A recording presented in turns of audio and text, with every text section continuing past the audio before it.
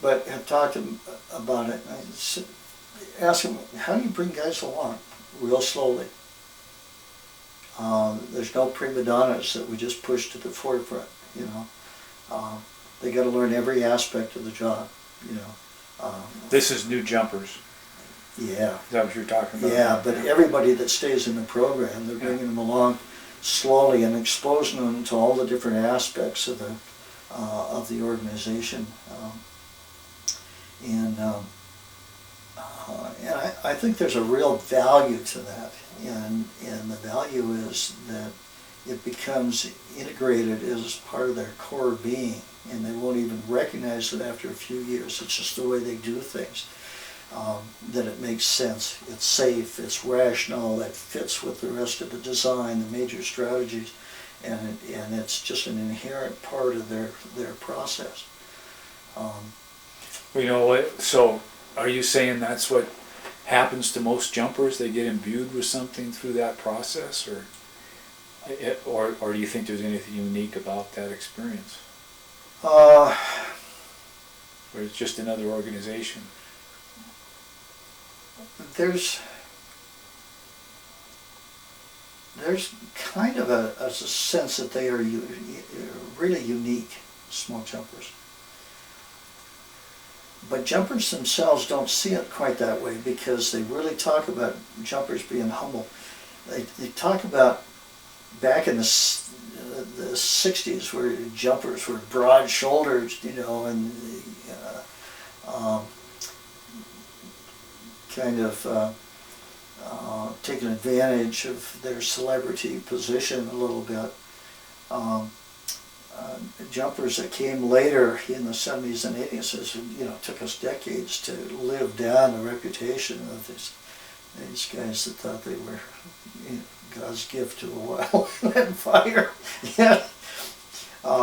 Maybe we did, but it wasn't so much an arrogance as it was a confidence.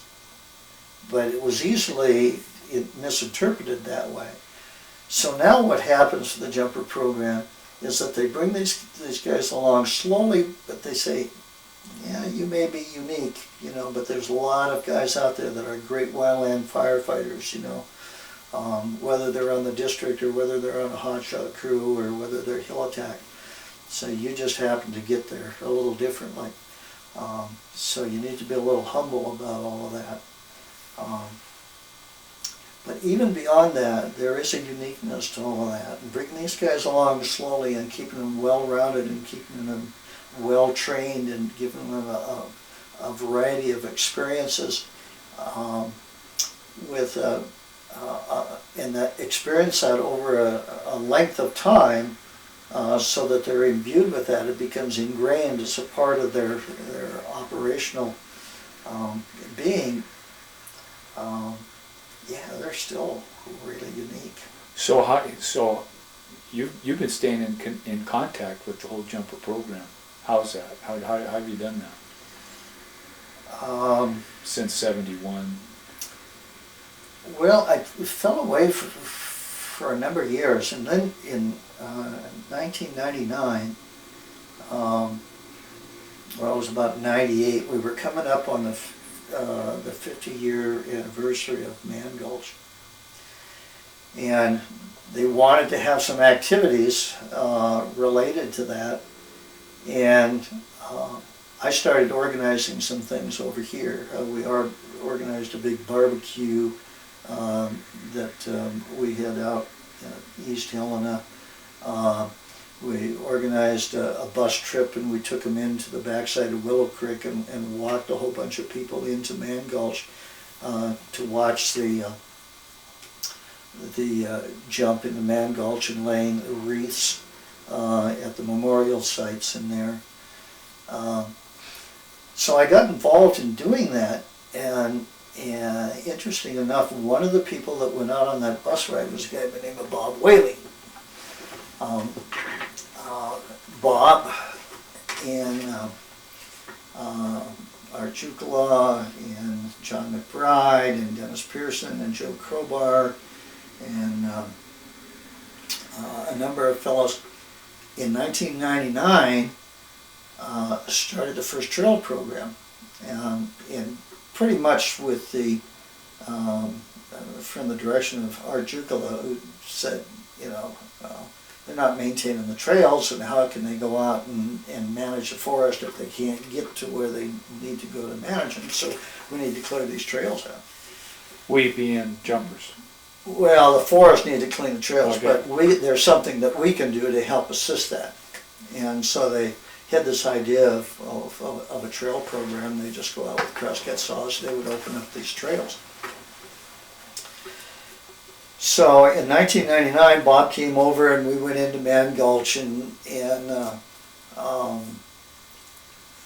he told me about this program, you know, this trail program. So in 2000, I contacted him and said, hey, yeah, I'd like to be a part of this. And so I started going on projects, and at that point, in 2000, I'd stopped teaching.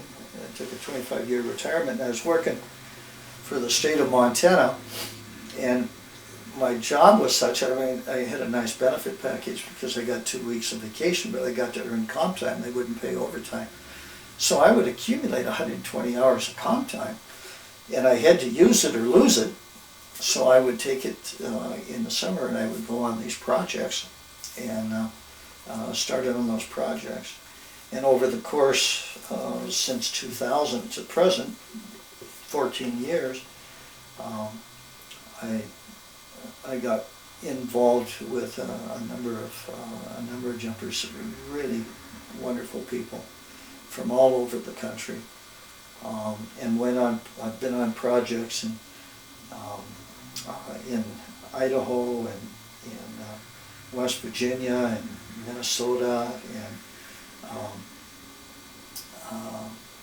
a lot of different wilderness areas, a lot of different challenges, and just loved being with these guys. And you never got paid, you don't get paid for it? No, it was all volunteer. But staying in touch with them and listening to their stories. And I went to a couple of reunions, but I wasn't getting much out of them. I would go, but I didn't know many guys. You know, I would see maybe 3 or 4 guys that I trained with that would show up to a reunion. It was a lot of fun.